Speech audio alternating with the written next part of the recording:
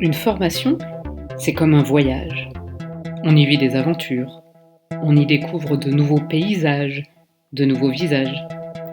On est touché, ému, surpris, et même parfois choqué, agacé ou bouleversé. Une formation, c'est comme un voyage.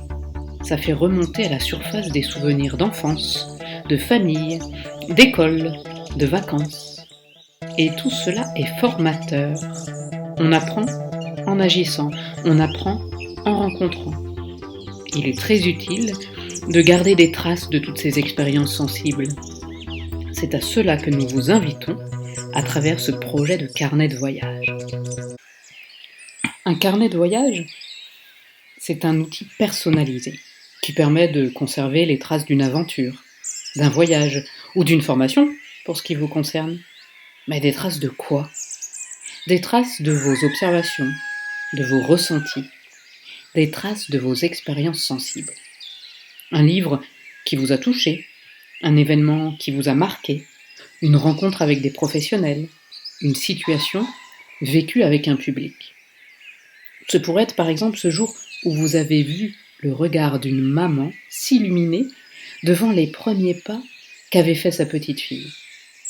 Ou encore cette collègue avec qui vous aviez travaillé et qui a réussi à dénouer à merveille une situation conflictuelle entre deux enfants. Sans oublier les émotions que vous avez ressenties devant les créations qu'ont pu faire vos collègues de formation lors des médiations éducatives. Il va donc vous falloir, dans un premier temps, identifier ces expériences qui ont été déterminantes dans votre choix d'exercer le métier d'éducateur de jeunes enfants. Ces expériences qui vous confortent dans votre vocation. Prenez des notes dans un carnet, par exemple.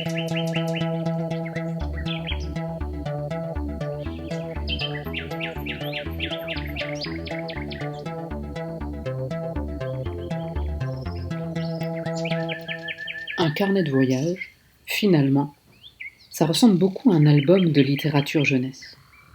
Les mêmes leviers créatifs peuvent y être utilisés.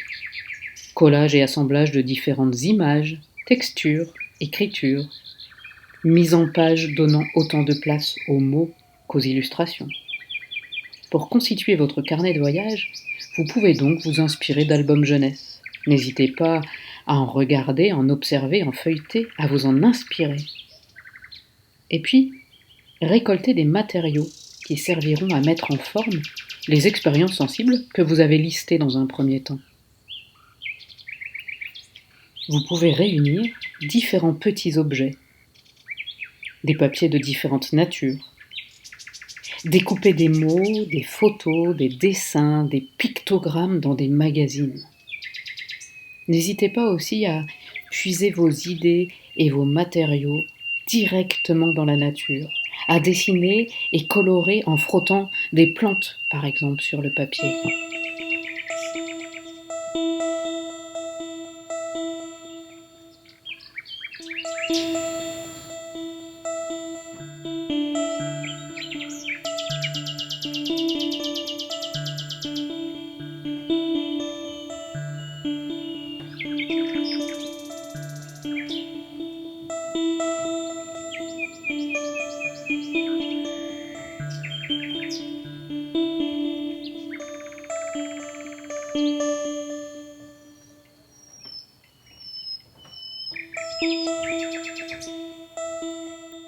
Sur Internet ou dans une médiathèque, consultez des albums jeunesse, des carnets de voyage. Nourrissez-vous, osez même emprunter aux autres des bonnes idées. Bon voyage!